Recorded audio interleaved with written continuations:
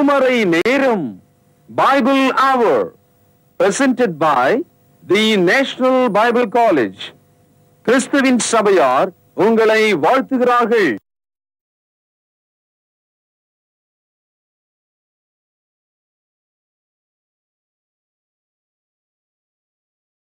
வாழ்த்துக்கள் திருமறை நேரம் நேயர்களே, இயேசு கிறிஸ்துவின் இனிய நாமத்திலே உங்களை அன்போடு கூட திருமறைக்கு திரும்புவோம் என்கிற தொடரில் சந்திப்பதில் மகிழ்ச்சி அடைகிறேன். பிரியமானவர்களே, நீங்கள் தேவனுடைய வார்த்தையை கவனித்து அதில் நான் நல்ல பாடங்களை தேவனுடைய ஆலோசனையை கற்றுக்கொண்டு நான் ஆசீர்வாதமாக இருக்கணும் அப்படின்னு விரும்புகிறவங்க தான். அதனால தான் இந்த நிகழ்ச்சியை இந்த தேவனுடைய வாக்கியங்களை கேட்டுட்டு இருக்கிறீங்க. சரி, இப்போ உங்களுக்குள்ள ஒரு பெரிய கேள்வி இருக்கலாம். ஐயா, நான் ரொம்ப சரியாக இருக்கணும், தேவனுக்கு பிரியமாக இருக்கணும், பக்தியாக இருக்கணும்னு தான் நான் வாழ்ந்துட்டு இருக்கிறேன், ஆனால் எனக்கு ஏன் அதிகமான துன்பங்கள் வருது அப்படின்னு நீங்கள் ஒரு கேள்வி கேட்கலாம். இல்லை, ஒரு பொது கேள்வியாக இதை நாம் கேட்குறதா இருந்தால், நீதிமானுக்கு ஏன் அதிகமான துன்பங்கள் வருகிறது? இது கேள்வி. இதுக்கான பதிலை இன்றைக்கு செய்தியில் நாம் கேட்க போகிறோம். அடுத்தது, ரொம்ப பொறுமையாக இருக்கணுன்றாங்களே, ரொம்ப பொறுமையாக இருக்கிறது நல்லதுன்றாங்களே, இவ்வளோ பொறுமையாக இருந்தால் எவ்வளோ பெரிய ஆசீர்வாதங்கள் கிடைக்கும் அப்படின்னு இன்னொரு கேள்வி உங்களுக்குள்ள இருக்கலாம். இந்த ரெண்டு கேள்விக்கான பதில், அதுக்கான ஒரு பெரிய ஒரு சரித்திரத்தை நாம் படிக்க போகிறோம். உங்களுக்கே இப்போ வந்திருக்கோம், என்ன படிக்க போகிறோம் அப்படின்னு சொல்லிட்டு ஒரு யோசனை. யோபினுடைய புத்தகம் தான். இந்த யோபின் புத்தகத்தில் தேவன் ஒரு பக்கம், சாத்தான் ஒரு பக்கம், நடுவில் இந்த யோபினுடைய ஒரு குடும்பம். இந்த குடும்பத்துக்குள்ளே ஏற்பட்ட மிகப்பெரிய அழிவுகள், துன்பங்கள், நாசங்கள். அடுத்தது கொஞ்ச காலம் இந்த மனிதனை, இந்த யோபை சந்தித்த நண்பர்கள். இது எல்லாத்துக்கும் நடுவில் நீதிமான் ஏன் துன்பப்படுகிறான் என்பதற்கான கேள்வியின் பதிலையும், பொறுமையாயிருப்பது என்பது எவ்வளவு பெரிய ஆசீர்வாதங்களை கொண்டு வரும் என்கிற ஒரு நல்ல செய்தியையும் நாம கேட்க போறோம். கிறிஸ்தவர்களுக்கு ஆவியானவர் இந்த வரலாற்றை ஒரே ஒரு வசனத்தில் கொண்டு வந்து காமிக்கிறார். பாருங்க, யாக்கோபு 5ஆம் அதிகாரம் 11வது வசனம். இதோ பொறுமையா இருக்கிறவர்களை பாக்கியவான்கள் என்கிறோமே, யோபின் பொறுமையை குறித்து கேள்விப்பட்டிருக்கிறீர்கள், கர்த்தருடைய செயலின் முடிவையும் கண்டிருக்கிறீர்கள். என்ன அந்த செயலின் முடிவில் எதை நாம் அறிந்து கொள்ளலாமா? என்ன சொல்றாருன்னா, கர்த்தர் மிகுந்த உருக்கமும் இரக்கமும் உள்ளவராயிருக்கிறார். உங்கள் வாழ்க்கையில இன்றைக்கு நீங்கள், நான் நீதிமானாக நடக்கிறேன் ஆனால் ரொம்ப துன்பமா இருக்கிறது, வேதனையா இருக்கிறதுன்னு நினைக்கிறீங்களா? நான் எவ்வளவோ பொறுமையா இருக்கிறேன் ஆனாலும் என்னைக்கு இந்த பொறுமைக்கான ஒரு பதில் கிடைக்கும் அப்படின்னு கேட்குறீங்களா? இந்த வரலாறு, இந்த சம்பவம் உங்களுக்கு ஒரு பெரிய உற்சாகத்தை, ஒரு எழுப்புதலை இன்றைக்கு உண்டாக்கும். சரி, போலாங்களா? இந்த நாளில் நம்முடைய செய்தியாளர், தேசிய வேதாகம கல்லூரியினுடைய கல்வித்துறை தலைவர் டாக்டர் பீட்டர் சாலமன் ஐயா அவர்கள். வணக்கம் திருமறை நேர நேயர்களே, உங்கள் அனைவருக்கும் என்னுடைய நெஞ்சார்ந்த புதிய நாள் வாழ்த்துக்கள். திருமறைக்கு திரும்புவோம், பேக் டு பைபிள் பார்ட் 4. அந்த வகையில் இன்றைக்கு 32வது செய்தி. இன்றைக்கு யோபனுடைய சரித்திரத்தை குறித்து நாம் படிக்க இருக்கிறோம். இந்த புத்தகம் சங்கீதத்துக்கு முன்னால் இருக்கிறதுனால இது அந்த காலத்து புத்தகம் அப்படின்னு நீங்கள் நினச்சிடக்கூடாது. இந்த புத்தகம் ஆதியாகம காலத்தில் 50 அதிகாரங்கள். அந்த 50 அதிகாரத்தில் 10வது அதிகாரத்துக்கும் 11வது அதிகாரத்துக்கும் இடையில், அதாவது ஆபிரகாமினுடைய காலத்தில் என்று கூட சொல்லலாம், அல்லது அதற்கு கொஞ்சம் முன்னால் இருந்த ஒரு காலத்தில் இந்த யோபு வாழ்ந்திருக்க வேண்டும். எப்படின்னு நீங்கள் கேட்கலாம். காரணம் என்னென்னா, இந்த யோபு புஸ்தகத்தில் யெகோவா என்ற அந்த வார்த்தை, அதாவது யாத்ரியாகமத்தில் தொடங்குகிற கடவுளுடைய நாமமாகிய பெயராகிய யெகோவா என்ற சொல் இல்லை. மாறாக காட் ஆல்மைட்டி, சர்வ வல்லவர் என்ற வார்த்தை தான் இருக்கிறது. 42 அதிகாரங்கள் உள்ள இந்த புத்தகத்தில் 31 முறை சர்வ வல்லவர், காட் ஆல்மைட்டி என்ற வார்த்தை தான் திரும்ப திரும்ப வருகிறது. அதனால் மோசேயினுடைய நியாயப்பிரமாண காலத்துக்கு முந்தி யோபு வாழ்ந்தார் என்பது இதன் மூலமாக நமக்கு தெரிகிறது. இரண்டாவதாக, யோபுனுடைய நாட்களில் அதிகமாக பணத்தை குறித்த பேச்சு இல்லை. மாறாக தங்கம், வெள்ளி, இரும்பு முதலானவைகளை குறித்தும், ஒரு மனிதனுக்கு கால்நடைகள், அதாவது ஆடு, மாடு, ஒட்டகம், கழுதைகள், இதுதான் அந்த காலத்திலெல்லாம் ஒரு மனிதனுடைய அதிக செல்வத்தை காட்டக்கூடியதாக இருந்தது. ஆபிரகாமுக்கு இவ்வளோ ஆடு மாடுகள் இருந்தது, யாக்கோபுக்கு இவ்வளோ ஆடு மாடுகள் இருந்தது. அதே மாதிரி யோபுக்கு எவ்வளோ ஆடு மாடுகள் இருந்தது என்பதனால இவனுடைய ஐஸ்வர்யம், அந்த ரிச்சஸ் பேசப்படுகிறதுனால இவன் மோசேயினுடைய காலத்துக்கு முந்தைய காலம், ஆதியாம காலத்தில் வாழ்ந்தவன் என்று நமக்கு தெரிகிறது. இந்த புத்தகத்தில் சில தகவல்கள் மிக ஆச்சரியமாக இருக்கிறது. இன்னைக்கும் நம்ம உட்கார்ந்து அதை பேசிக்கிட்டே இருக்கலாம் போல தெரியுது. இந்த யோபுவை குறித்து சிலர் என்ன நினைக்கிறாங்க, அந்த மாதிரி ஒரு ஆளே கிடையாது, அந்த மாதிரி சொல்றவங்க அவிசுவாசிங்க, பொல்லாதவர்கள், வேதத்தை மறுக்கிற துரோகிகள். இந்த யோபு என்ற ஒரு மனிதன் வாழ்ந்தான் என்பதை பரிசுத்த ஆவியானவர் பழைய ஏற்பாட்டிலும் புதிய ஏற்பாட்டிலும் பல இடங்களிலே குறிப்புகளாக கொடுத்திருக்கிறார். உதாரணமாக எசேக்கியேல் 14வது அதிகாரம் 14வது வசனம். அப்பொழுது நோவா, தானியேல், கவனிங்க, யோபு ஆகிய 3 புருஷரும் அதன் நடுவில் இருந்தாலும் அவர்கள் தங்கள் நீதியினால் தங்கள் ஆத்துமாக்களை மாத்திரம் தப்புவிப்பார்கள் என்று கர்த்தராகிய ஆண்டவர் சொல்கிறார். இந்த இடத்துல யோபுவை குறித்து பேசும்போது அவன் தன்னுடைய ஆத்துமாவை தப்புவிக்கிற அளவுக்கு நீதியை உடையவனாக இருந்தான் என்ற ஒரு குறிப்பை நாம் இங்கே பார்க்கிறோம். யாக்கோபு எழுதிய நிருபம் 5வது அதிகாரம் 11வது வசனம். இதோ பொறுமையா இருக்கிறவர்களை பாக்கியவான்கள் என்கிறோமே, யோபின் பொறுமையை குறித்து கேள்விப்பட்டிருக்கிறீர்கள், கர்த்தருடைய செய்கின் முடிவையும் கண்டிருக்கிறீர்கள். கர்த்தர் மிகுந்த உருக்கமும் இரக்கம் உள்ளவராய் இருக்கிறாரே. இந்த ஒரு வசனத்தில் புதிய ஏற்பாட்டில் யோபு என்ற மனிதன், அவனுடைய குணம் மிகுந்த பொறுமையுடையதாக இருந்ததாம். அது நிமித்தம் தேவன் அவனை எவ்விதமாக ஆசீர்வதித்தார். ஆரம்பத்திலே அவன் பாடுபட்டாலும் பிறகு அவன் எவ்விதமாக சமாதானத்தையும் ஆசீர்வாதத்தையும் அடைந்தான் என்று யாக்கோபு இங்கே கூறுகிறார். இந்த யோபுனுடைய புத்தகத்தில் 42 அதிகாரங்கள் இருக்கு. இந்த 42 அதிகாரத்தை நம்ம படிக்கும்போது ஏராளமான தகவல்களை நம்ம தெரிஞ்சுக்கிட்டாலும் ஒரே லைனில் ஒரே வரியில் சொல்கிறதா இருந்தால் இந்த புத்தகத்தின் மூலம் நாம் ஒரு பதிலை தெரிந்து கொள்ள முடியும். அதாவது, நீதிமான்கள் ஏன் துன்பப்படுகிறார்கள்? Why the righteous suffer? இந்த கேள்வியை சமுதாயத்தில் நம்ம எல்லாருமே கேட்குறோம். நான் நல்லவன், எனக்கே அந்த கஷ்டம், அவர் நல்லவர், அவருக்கே இந்த துன்பம். நீதிமான்கள் ஏன் பாடுபடுகிறார்கள்? நீதிமான்களுடைய பாடுகளுக்கு என்ன காரணம்? நீதிமான்களை தேவன் பாடுகள் வழியாக பரிசுத்தமாக்குகிறார், ஆசீர்வதிக்கிறார், அவருக்கேற்ற சித்தம் செய்கிற மக்களாக அவர்களை மாற்றுகிறார். Why the righteous people are suffering? They learn the truth and God's righteousness and God's plan in their life or God's will in their life.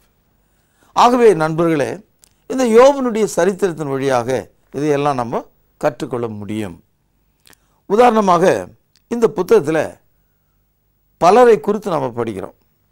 தேவன், சாத்தான், யோபு, யோபினுடைய பிள்ளைகள், யோபினுடைய மனைவி, யோபினுடைய 3 சிநேகிதர்கள், இவங்கெல்லாம் இதில் இருக்கிற கேரக்டர்ஸ். இவ்வளோ விஷயங்களை நம்ம படிக்கிறோம். இந்த புத்தகத்தில் முதல் வசனத்தை பாருங்க. ஊத்ஸ் தேசத்தில் யோபு என்னும் பெயர் கொண்ட ஒரு மனுஷன் இருந்தான். அந்த மனுஷன் 1 உத்தமனும், 2 சன்மார்க்கரும், 3 தேவனுக்கு பயந்து, 4 பொல்லாப்புக்கு விலகுறவனுமாய் இருந்தான். இதான் கிறிஸ்தவ மார்க்கத்தினுடைய அற்புதமான அடையாளம். ஒரு கிறிஸ்தவ மார்க்கத்தில் இருந்தால் உத்தமனும் சன்மார்க்கரும் தேவனுக்கு பயப்படுகிறவனும் பொல்லாப்புக்கு விலகுறவனாக இருக்க வேண்டும். 2ஆம் வசனத்தில் அவனுடைய ஃபேமிலி சைஸை நம்ம பார்க்கிறோம். அவனுக்கு 7 குமாரரும் 3 குமார்த்திகளும் பிறந்தார்கள். மொத்தம் 10 பிள்ளைங்க. இப்போ 3வது வசனத்தில் அவனுடைய செல்வம் என்ன என்று பார்க்கிறோம். அவனுக்கு 7000 ஆடுகளும் 3000 ஒட்டகங்களும் 500 ஏர் மாடுகளும் 500 கழுதைகளும் ஆகிய மிருக ஜீவன்கள் இருந்ததுமன்றி திரளான பணிவிடைக்காரரும் இருந்தார்கள். அதனால் அந்த மனுஷன் கிழக்கத்திய புத்திரர் எல்லாரிலும் பெரியவனாயிருந்தான். he was a rich man in the east என்று போட்டிருக்கு. அதுக்கு என்ன காரணம்? 7000 ஆடுகள், 3000 ஒட்டங்கள், 500 ஏர் மாடுகள், 500 கழுதைகள், ஏராளமான வேலைக்காரர்கள். இது அக்காலத்து சொத்தாக பேசப்பட்டிருக்கு. இந்த மனிதன் இவ்வளவு ஆசீர்வதிக்கப்பட்டிருப்பதற்கு என்ன காரணம்? அது சாத்தானுக்கு மிகுந்த எரிச்சலை கொடுத்தது. சாத்தான் இதுக்கு என்ன காரணம்ன்றதை அவன் யோசிக்கிறான்றதை பார்ப்போம். 7ஆம் வசனம் முதல். கர்த்தர் சாத்தானை பார்த்து, நீ எங்கே இருந்து வருகிறாய் என்றார். சாத்தான் கர்த்தருக்கு பிரதியுத்தரமாக, பூமி எங்கும் உலாவி அதில் சுற்றி திரிந்து வருகிறேன் என்றான். சாத்தான் ஒரே இடத்துல இல்லை, பூமி எங்கும் சுற்றி திரிந்து அலைந்து வருகிறவனா இருக்கிறான். 1 பேதுரு 5வது அதிகாரம் 8வது வசனத்தில் வாசிக்கிறோம், உங்கள் எதிராளியாகிய பிசாசானவன் கர்ஜிக்கிற சிங்கம் போல எவனை விழுங்கலாமோ என்று சுற்றி பார்த்து வகை தேடி அலைகிறான் என்று படிக்கிறோம். ஆக சாத்தான் என்பவன் நிஜமான ஒரு நபர், ஒரு வல்லமை. அவனால நீதிமானையும் அவனுடைய ஆசீர்வாதத்தையும் தடுக்க முடியும், அவனுக்கு துன்பங்களை கொடுக்க முடியும். பிசாசின் பிடியிலிருந்து நம்மை விடுவிக்கத்தக்கதாகவே இயேசு கிறிஸ்து இந்த உலகத்திற்கு வந்திருக்கிறார். 8ஆம் வசனம் பாருங்கள், 1ஆம் அதிகாரம். கர்த்தர் சாத்தானை நோக்கி, என் தாசனாகிய யோபின் மேல் கவனம் வைத்தாயோ? உத்தமனும் சன்மார்க்கரும் தேவனுக்கு பயந்து பொல்லாப்புக்கு விலகுவனுமாகிய அவனைப் போல பூமியில் ஒருவனும் இல்லை என்றார். யோபை குறித்து கர்த்தர் கொடுத்த சாட்சி இது. சாத்தான் என்ன சொல்றான்னு பாருங்க. அதற்கு சாத்தான் கர்த்தருக்கு பிரதியுத்தரமாக, யோபு விருதாவாகவா தேவனுக்கு பயந்து நடக்கிறான்? விருதா என்று சொன்னால் வீணாகவா என்று அர்த்தம். 10ஆம் வசனம் பாருங்கள். நீர் அவனையும் அவன் வீட்டையும் அவனுக்கு உண்டான எல்லாவற்றையும் சுற்றி வேலி அடிக்கவில்லையோ? அவன் கைகளின் கிரியை ஆசீர்வதித்தீர், அவனுடைய சம்பத்து தேசத்திலே பெருகிற்று. சாத்தான் எதன் மேலே கண்ணு வச்சான் பார்த்தீங்களா? ஆண்டவரே, நீர் எல்லாத்தையும் கொடுத்தது மட்டும் இல்லை, அவனை சுற்றி ஒரு வேலி மாதிரி நீங்கள் பாதுகாப்பையும் கொடுக்குறீங்களே, அவனை தனியாக விடுங்க, நானே பார்த்துக்கிறேன் அப்படின்னு சொல்கிறான். இன்றைக்கும் தேவன் நம்மை ஆசீர்வதிக்கிறார். ஒன்று, அந்த ஆசீர்வாதத்தையும் நம்மையும் சேர்த்து பாதுகாக்கவும் செய்கிறார். 2, சிலர் ஆசீர்வாதம் கேட்குறாங்க, ஆனால் ஆசீர்வாதத்துக்குரிய பாதுகாப்பை கேட்கறதில்ல. இப்போ பணத்தை உங்கள் கையில் கொடுத்தா அதை வாங்கி பைக்குள்ளே வச்சுக்கிறோம், அதான் பாதுகாப்பு. கையில் இருக்கிற பணம் இறஞ்சிடுமே, தொலைஞ்சிடுமே, கொட்டி போகுமே. அதுபோல தேவனே என்னை ஆசீர்வதியும் என்று கேட்கிற மக்கள் அதை எனக்கு பாதுகாப்பாக தாரும் என்று நாம் கேட்கணும். Often time we ask God bless me, but we must also ask God protect me, என்னை காப்பாற்றும் என்று நாம் கேட்க வேண்டும். என்னை சுற்றிலுமாக வேலி அடித்து என்னுடைய ஆசீர்வாதத்தை தக்க வைத்துக் கொள்ள எனக்கு உதவி செய்யும் என்று நாம் கேட்க வேண்டும். இப்பொழுது 12ஆம் வசனம். கர்த்தர் சாத்தானை நோக்கி, இதோ அவனுக்கு உண்டான எல்லாவற்றையும் உன் கையில் இருக்கிறது, அவன் மேல் மாத்திரம் உன் கையை நீட்டாதே என்றார். அப்பொழுது சாத்தான் கர்த்தருடைய சன்னதியை விட்டு புறப்பட்டு போனான். இப்படி புறப்பட்டு போன அந்த சாத்தான் அந்த யோபனுடைய வீட்டை ஒரே நாளில் முற்றிலுமாக அவனுடைய குடும்பத்தை, அவனுடைய மிருக ஜீவன்களை, அவனுடைய சரீரத்தை எல்லாவற்றையும் அழிக்கவும் பாழ் பண்ணவும் ஆரம்பித்தான். இதை 1ஆம் அதிகாரத்தில் நாம் படிக்கிறோம். பாருங்கள், 13வது வசனம். பின்பு ஒரு நாள் யோபினுடைய குமாரரும் அவன் குமார்த்திகளும் தங்கள் மூத்த சகோதரன் வீட்டிலே புசித்து திராட்சரசம் குடிக்கிற போது ஒரு ஆள் அவனிடத்திலே வந்து, எருதுகள் உழுகிற போது கழுதைகள் அவைகள் பக்கத்திலே மேய்ந்து கொண்டிருக்கையில் சபையர் அவைகள் மேல் விழுந்து அவைகளை சாய்த்து கொண்டு போயினார்கள். வேலையாட்களையும் பட்டை கருக்கினால் வெட்டி போட்டார்கள். நான் ஒருவன் மாத்திரம் தப்பி அதை உமக்கு அறிவிக்கும்படி வந்தேன் என்றான். கவனிச்சிங்களா?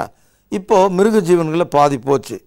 16ஆம் வசனம் பாருங்கள். அவன் இப்படி பேசி கொண்டிருக்கையில் வேறு ஒருவன் வந்து, வானத்திலிருந்து தேவனுடைய அக்கினி விழுந்து ஆடுகளையும் வேலையாட்களையும் சுட்டெரித்து போட்டது, நான் ஒருவன் மாத்திரம் தப்பி அதை உமக்கு அறிவிக்கும்படி வந்தேன் என்றான்.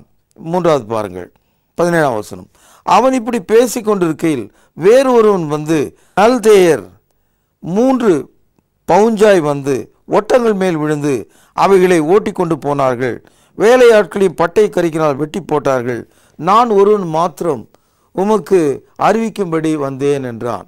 இப்பொழுது 18ஆம் வசனம். அவன் இப்படி பேசி கொண்டிருக்கையில் வேறு ஒருவன் வந்து, உம்முடைய குமாரனும் உம்முடைய குமார்த்திகளும் தங்கள் மூத்த சகோதரனுடைய வீட்டிலே புசித்து திராட்சரசம் குடிக்கிற போது, 19ஆம் வசனம், வனாந்திர வழியாய் பெருங்காற்று வந்து அந்த வீட்டின் மேல் மூலையிலே அடிக்க அது பிள்ளைகளின் மேல் விழுந்ததனால் அவர்கள் செத்து போனார்கள்.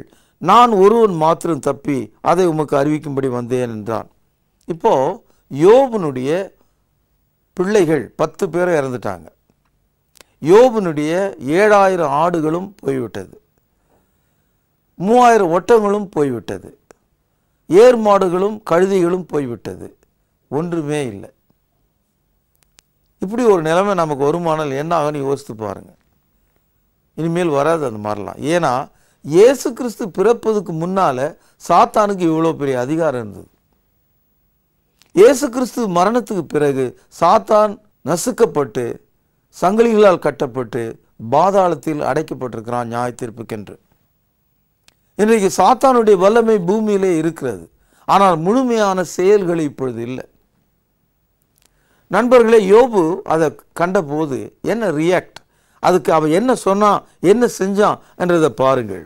20ஆவது வசனம். அப்பொழுது யோபு எழுந்திருந்து தன் சால்வையை கிழித்து தன் தலையை சிரைத்து தரையிலே விழுந்து பணிந்து, கவனிங்கள், பேனால அடிக்கோடு இடுங்கள், நிர்வாணியாய் என் தாயின் கர்ப்பத்திலிருந்து வந்தேன், நிர்வாணியாய் அவ்விடத்திற்கு திரும்புவேன்.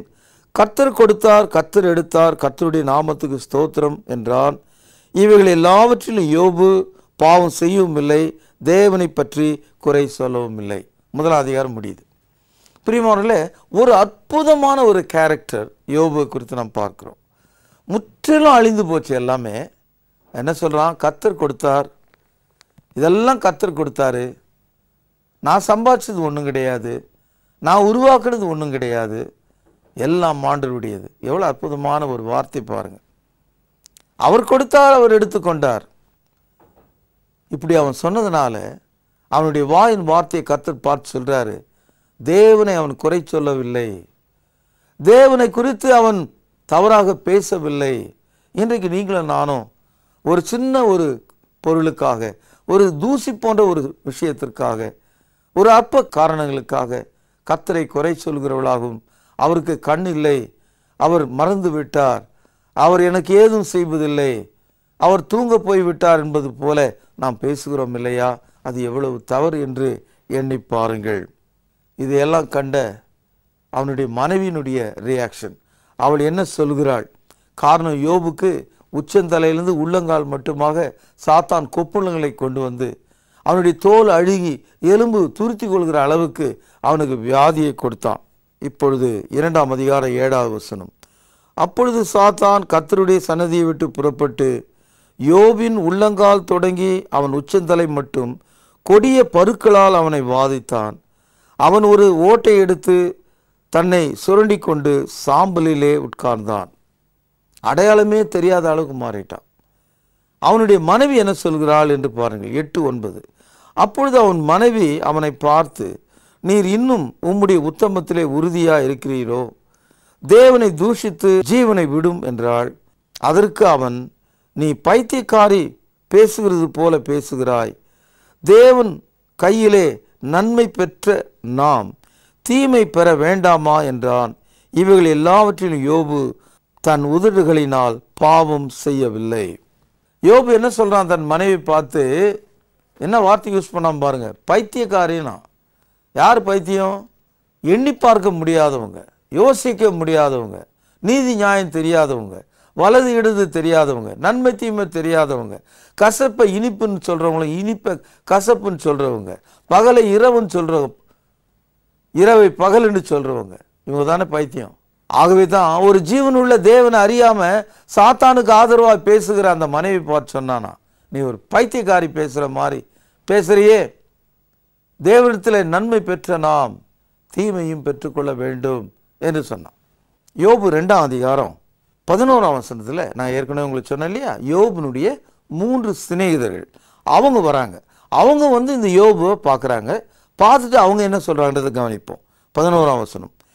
யோபனுடைய 3 சிநேகிதராகிய தேமானியனாகிய எலிப்பாசும் 1, சூகியனாகிய பில்தாதும் 2, நாகமத்தியனாகிய சோப்பாரும் 3 யோபுக்கு நேரிட்ட தீமைகள் யாவையும் கேள்விப்பட்ட போது அவனுக்காக பரிதபிக்கவும் 1, அவனுக்கு ஆறுதல் சொல்லவும் 2, ஒருவருக்கொருவர் யோசனை பண்ணி கொண்டு 3 அவர்கள் தங்கள் ஸ்தலங்களிலிருந்து வந்தார்கள். உயிர் காப்பான் தோழன் நம்முடைய நாட்டில் ஒரு பழமொழி. இங்கே யோபனுடைய 3 சிநேகிதர்கள் வராங்க. இந்த சிநேகிதர்கள் அவனுக்கு ஆறுதல் சொல்லும்படி வராங்க. வந்தவங்க யோபனுடைய நிலைமையை பார்த்து, அவனுடைய எலும்பையும் தோலையும் பார்த்து, அவனுடைய அழுகி போன உடலை கண்டபோது வாயை பொத்தி கொண்டு அவங்க என்ன செய்தாங்கன்றதை பாருங்க. 12ஆம் வசனம். அவர்கள் தூரத்தில் வருகையில் தங்கள் கண்களை ஏறெடுத்து பார்த்தபோது அவனை உரு தெரியாமல் சத்தமிட்டு அழுது அவரவர் தங்கள் சால்வைகளை கிழித்து வானத்தை பார்த்து தங்கள் தலைகள் மேல் புழுதியை தூற்றிக்கொண்டு வந்து அவன் துக்கம் மகா கொடிய துக்கம் என்று கண்டு ஒருவரும் அவனோடு ஒரு வார்த்தையும் பேசாமல் இரவு பகல், கவனிங்கள், பேனால் அடிக்கோடு இடுங்கள், 7 நாள் அவனோட கூட தரையிலே உட்கார்ந்திருந்தார்கள். யோபனுடைய அந்த கொடிய நிலைமையை கண்டு அவனுடைய நண்பர்கள் வாய் திறந்து பேச முடியாமல் தலையிலே புழுதியை போட்டுக்கொண்டு 7 நாள் அவனுக்கு பக்கத்திலே தரையிலே உட்கார்ந்திருந்தாங்களாம். எப்பேற்பட்ட சிநேகிதர்கள் பாருங்க. ஆனால் இந்த சிநேகிதர்கள் இந்த யோபுக்கு இந்த நிலைமைக்கு என்ன காரணம், நீதிமானாகிய இந்த யோபு ஏன் பாடுபடுகிறார், பதில் தெரியல. நம்முடைய வாழ்க்கையில் கூட பாடுகள் வரும்போது, கஷ்டங்கள் வரும்போது, வேதனைகள் வரும்போது, பிள்ளைகள் நம்மையே குறை சொல்லும்போது, மனைவி நம்மை பார்த்து ஏளனம் செய்யும்போது, கனவு நம்மை பார்த்து குறை சொல்லும்போது, எல்லாரும் கைவிட்டு ஓடும்போது, மருத்துவமனையில் கைவிடப்படும் போது, எல்லாவற்றிலும் குறைவுள்ளவர்களாக இருக்கும்போது, தரித்திரத்தின் தாக்கம் நமக்குள்ள வரும்போது, கர்த்தர் கைவிட்டார், கர்த்தர் என்னை விட்டு விட்டார், நான் அவமானப்படுகிறேன், வேதனைப்படுகிறேன், செத்தாலும் பரவாயில்லை என்ற நிலைக்கு நாம் தள்ளப்படும் போது நாம் எப்படி இருக்கிறோம் என்பதை இந்த புத்தகத்தின் வழியாக நம்ம புரிஞ்சு கொள்ள முடியும். 4ஆம் வசனத்தில் வந்த நண்பர்கள் அவனிடத்தில் ஒருவர் பின் ஒருவராக பேசுகிறார்கள்.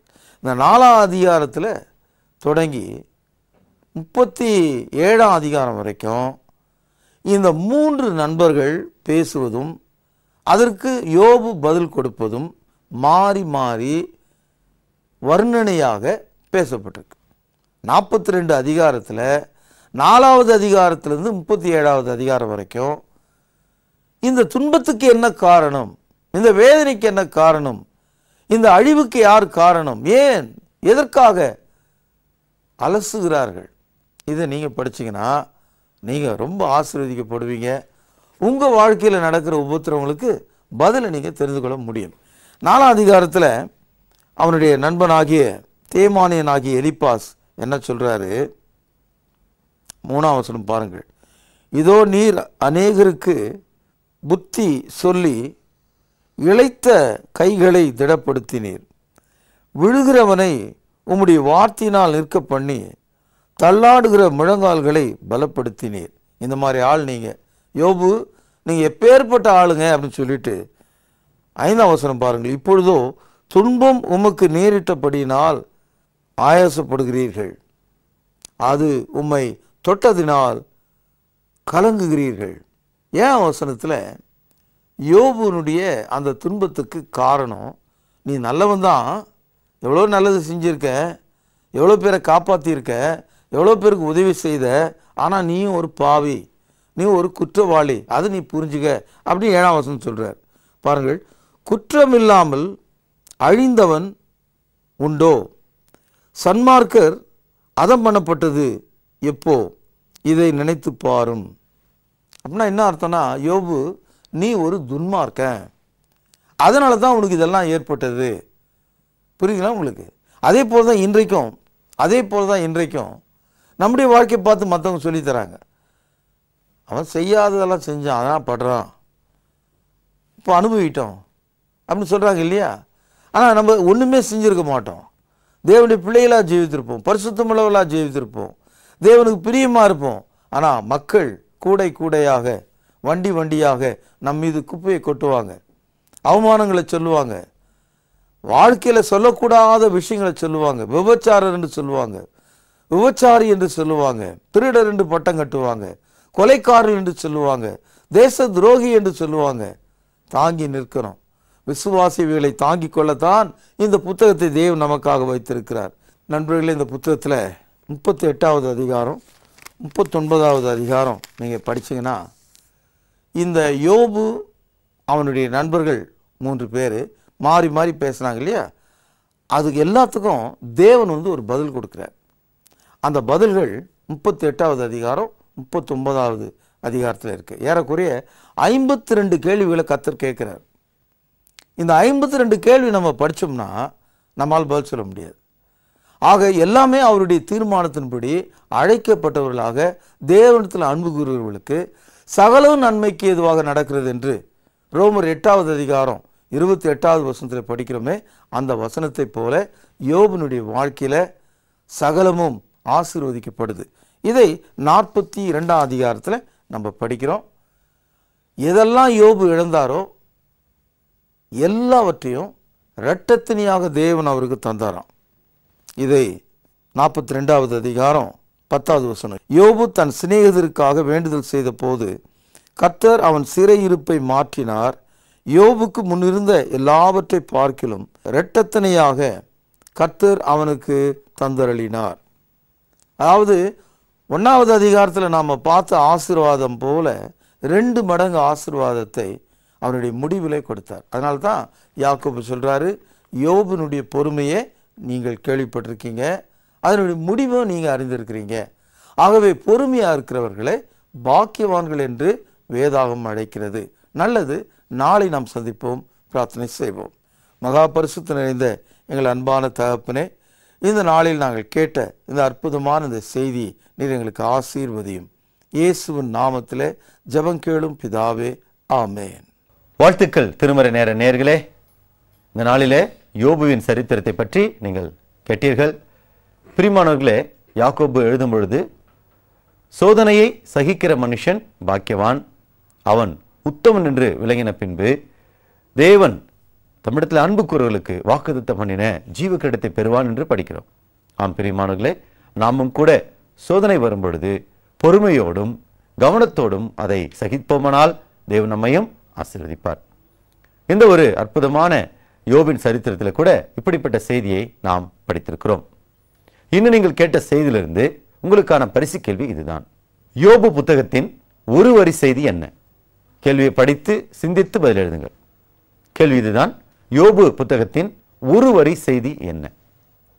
சரியான பதிலுக்கு நல்ல பரிசு நிச்சயம் உண்டு. இதுவரைக்கும் நீங்கள் எழுதின கடிதங்களுக்காக நன்றி. உங்கள் கருத்துக்களை நாங்கள் பாராட்டுகிறோம். குறிப்பாக ஜெப குறிப்புகளுக்காக ஜெபம் செய்து கொண்டிருக்கிறோம். கர்த்தர் பலனளிப்பார். தேவ கிருபையும் சமாதானமும் இந்த நாள் முழுவதும் உங்கள் அனைவரோடும் கூட இருப்பதாக. நீங்கள் ரட்சிக்கப்பட வேண்டும் என்பது தேவனுடைய சித்தமாயிருக்கிறது. 1 தீமோத்தேயு 2ஆம் அதிகாரம் 4வது வசனம். சத்தியத்தை நீங்கள் கேள்விப்பட வேண்டும். ரோமர் 10:17. சத்தியத்தை நீங்கள் விசுவாசிக்க வேண்டும். யோவான் 20:30 மற்றும் 31. சத்தியத்தை கேட்டு நீங்கள் பாவத்திலிருந்து மனம் திரும்ப வேண்டும். அப்போஸ்தலர் நடவடிக்கைகள் 17:30. நீங்கள் இயேசு கிறிஸ்துவை தேவனுடைய குமாரன் என்று அறிக்கையிட வேண்டும். ரோமர் 10:9-10 வசனங்கள். பாவ மன்னிப்புக்கென்று ஞானஸ்நானம் பெற வேண்டும். மார்க் 16ஆம் அதிகாரம் 16வது வசனம். ரட்சிக்கப்படுகிறவர்களை கர்த்தர் அனுதினமும் சபையிலே சேர்த்துக் கொண்டு வந்தார். அப்போஸ்தலர் நடவடிக்கைகள் 2ஆம் அதிகாரம் 47வது வசனம். நீங்கள் சென்னையில் இருந்தால் பொது தொழுகைக்கு வாருங்கள். கிறிஸ்துவின் சபை 29A சர்ச் தெரு, குமரநகர், வில்லிவாக்கம், முதல் ரயில்வே கேட் அருகில், சென்னை 82. தொழுகை நேரம் ஞாயிறு காலை 8 மணிக்கும் ஞாயிறு மாலை 6 மணிக்கும். தொடர்புக்கு செல்போன் 9385500882 மற்றும் 9385500883. தொடர்பு கொள்ள வேண்டிய முகவரி: திருமறை நேரம், 58 சர்ச் தெரு, குமரநகர், சென்னை 6,82,000. தொலைபேசி எண் 0442550882. செல்போன் 9385500882.